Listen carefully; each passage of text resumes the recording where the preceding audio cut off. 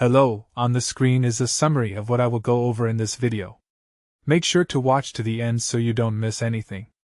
If you're looking to permanently remove your BOTIM account, I'm going to walk you through the entire process step by step. Step 1. Start by opening the BOTIM app on your phone and making sure you're logged into the account you want to delete. Look for the settings icon, which is usually located at the bottom right corner of the app. Tap on it to access your account settings menu. Step 2.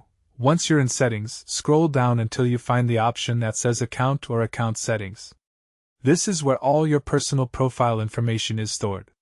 You'll see various options related to your account management here. Step 3. Look for a Delete or Remove Account option within the Account Settings section. Some versions show this as Delete Account or Deactivate Account. Read the warning message carefully because this action is permanent and cannot be undone. Step 4. Before confirming deletion, make sure you've downloaded any important data or messages you want to keep. BOTIM will usually give you a chance to back up your information before proceeding with the deletion process. Step 5. Finally, confirm the deletion by entering your password when prompted and following any additional verification steps.